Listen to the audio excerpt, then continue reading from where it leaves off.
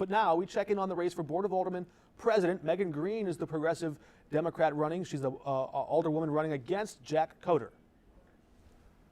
Joining us now on the record is St. Louis City Alderman Jack Coatar. He's also running for Board of Alderman President. Good to have you with us. Thanks for having me on, Mark. How would you govern the City Hall differently than it has been in the recent past?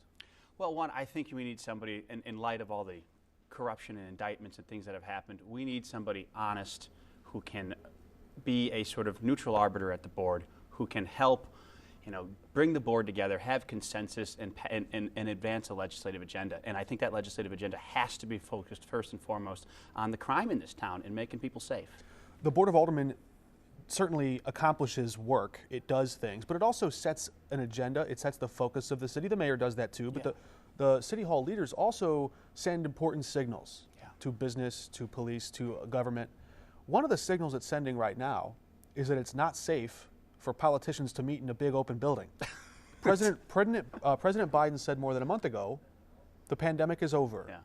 If you were elected Board of Aldermen President, would you have the members meeting in person? I've been clear on this. If I'm elected, we're coming back to in-person meetings. Now, if the health department deems our chambers, which is very old and doesn't have any modern sort of ventilation, unsafe, there's a lot of other city buildings we could meet in.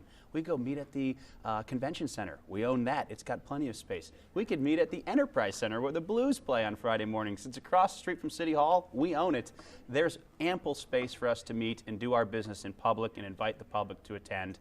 I think it's critically important that we get back in person. It sends a really bad message that City Hall is open for business, but if you come visit the Board of Aldermen, our doors are locked and the lights are out. And people can't testify as easily.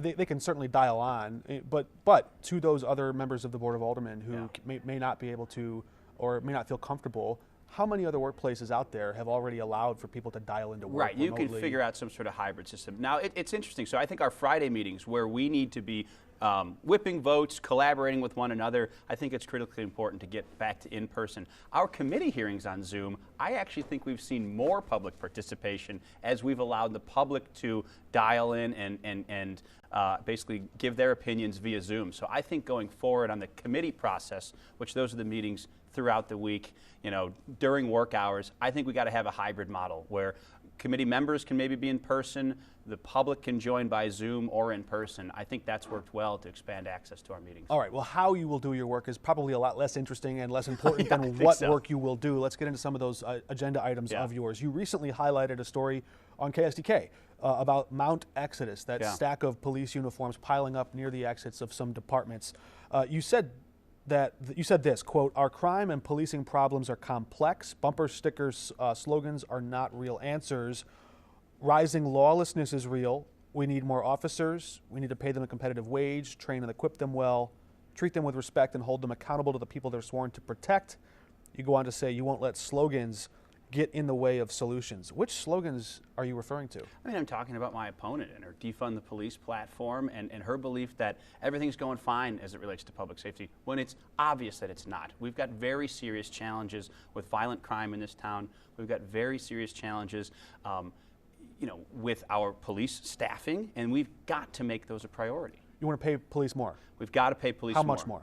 So I think we have to make sure our wage is competitive with the rest of the region. I mean, we've got 160 plus vacancies in the police department currently. And it's 160 down from 260 because we lopped 100 vacant positions off the top. How do you pay for that? Is that higher property taxes? What does that mean? No, it's not higher property taxes. I think it's a deep dive. You've got to go into the budget. We've got over 1,000 vacant positions in the city government.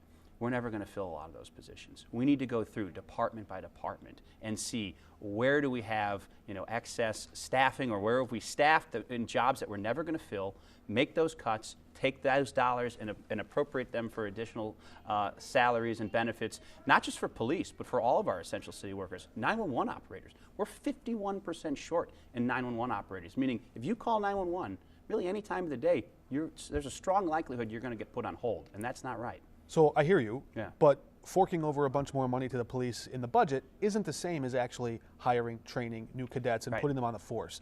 That's a challenge too, is it not? Finding the workforce? Mark, you're exactly right. I mean, we're not the only city struggling with staffing a police department. I mean, and I will give credit where credit's due to the current mayor. Mayor Jones is working hard on some of the personnel challenges at the city level. I mean, she hasn't even found a chief yet. She's not found a police chief, but she just hired a new personnel director, which I think will help. I mean, we've got to streamline our hiring process. We've got a very arcane system for hiring people in the city of St. Louis at any level, whether it's police, trash truck drivers, ambulance, EMS and ambulance service techs. We've got to make that process easier. When folks need a job, when they want to come work for the city, they want to come work for the city now, not 6 or 9 months from now. And so that process has to be streamlined. And yes, we have a hard job ahead of us convincing people to join our department, but we can never get them to join our department if we're not paying a competitive wage. I don't know how closely you dig into the crime data and look for solutions. You talked about solutions, though, so maybe you have examined some of this. 2020, you saw that skyrocket after the summer. In 2021, much of that momentum carried over. But year over year, 2021 into 2022, we saw those stats change a lot. Violent crime went way down. Property crimes have stayed high. Yeah. I don't know if you're hearing from police or not, but what's changing in the psychology or the strategy of people carrying out these crimes, that they're targeting properties more and people less? Well, one, I think actually we still have an alarmingly high murder rate, and our assault first, which is shootings.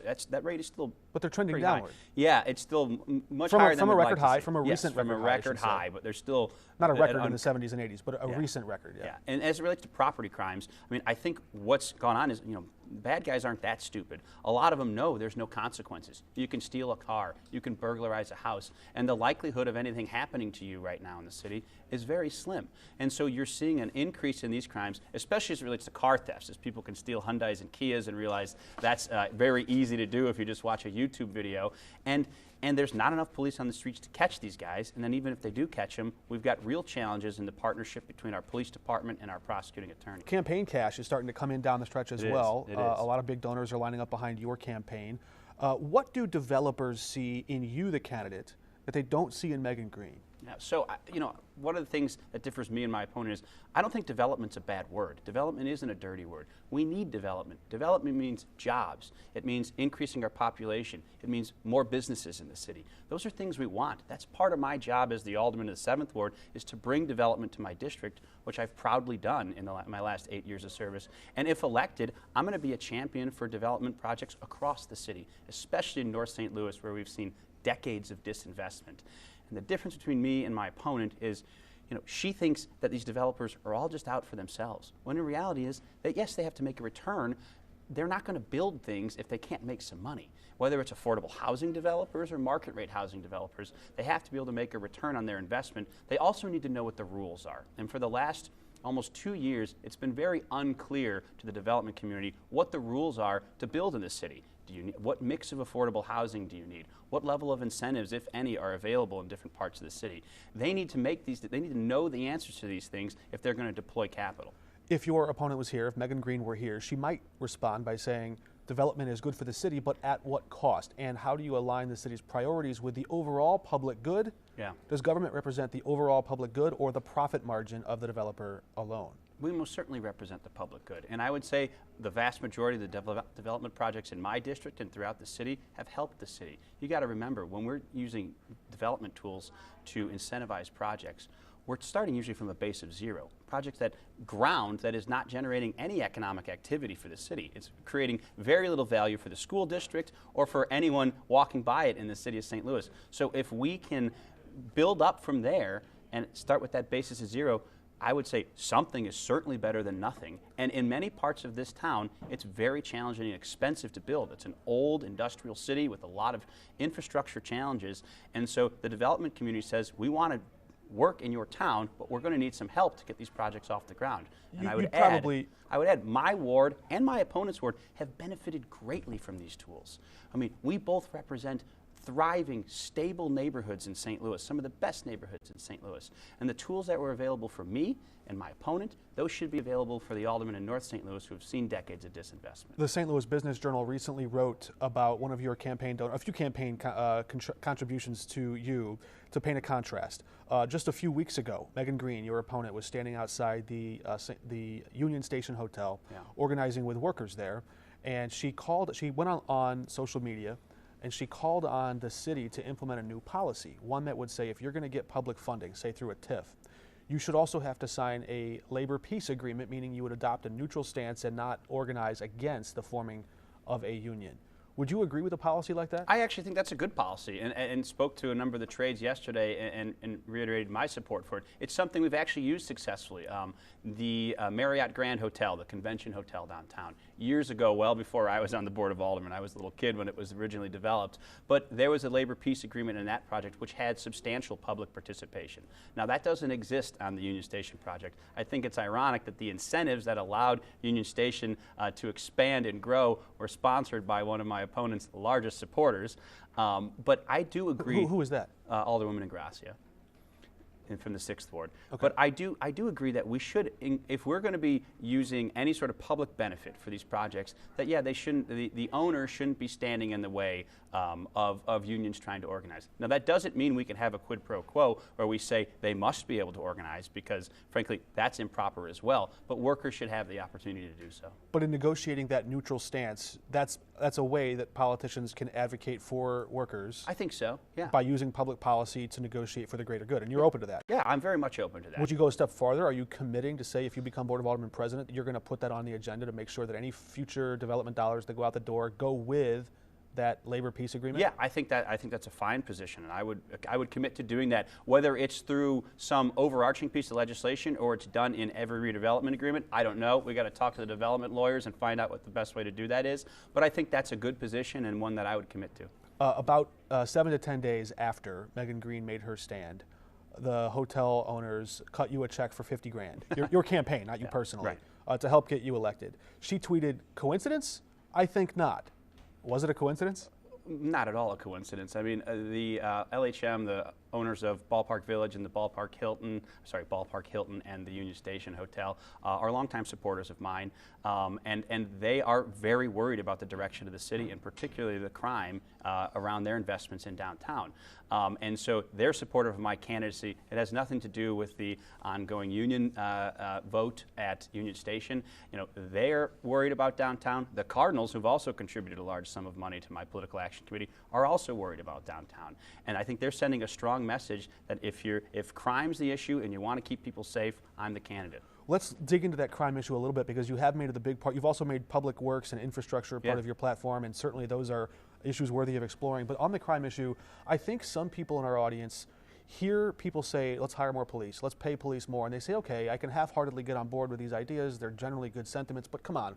Where's the actual solution in that? Right. Is that really some silver bullet? We've heard that same tired talking point for 30 years, one person just told me. Yeah, well, so it's one part of what we need to do. Yes, we need more police. We've got to fully staff our department, and we're not doing that currently. You've got to be able to answer calls when people help. We're not staffing our 911 center right now. But you also need those deterrence mechanisms, right? You need more violence prevention. You need to expand cure violence. It's right now in a handful of neighborhoods, both in North St. Louis and in Dutchtown and South St. Louis, and it's a program involving violence interruption. It's working pretty well. It's having some success, but that's a program that could be expanded to other neighborhoods, and that's a perfect example of where we could use these American Rescue Plan Act dollars to help with that program. You know, that's not necessarily a long-term liability. Those are 3-5-year contracts. We can afford to pay for those now, and that's where we should be using these American Rescue Plan Act dollars for violence interruption, for increasing some social services, and also I think for, as you discussed, infrastructure and sort of bricks and mortar projects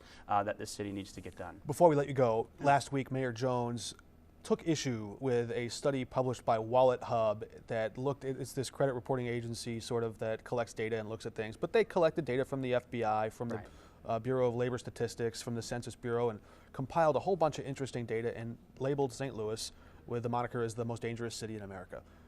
Now, that's not a title anybody wants. No, certainly not. Some people took issue with the way they compiled the data. What do you think?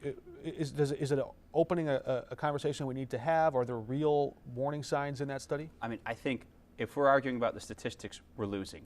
We all know crime's a problem. It needs to be the #1 priority. Every leader at City Hall needs to be getting up every day and saying, what are we doing to make St. Louis safer? What are we doing to grow our tax base? Those have to be the priorities. So if we're fighting about the stats, about whether we're first or fourth on the list, that's a problem, because the perception of St. Louis is that we have serious crime challenges, and we've got to work together to address those. Jack Coatar, thank you for joining us on the record. Mark. We've extended the same invitation to his rival, Megan Green, Alderwoman, who's also running for the Board of Aldermen president. That race, November 8th. November 8th.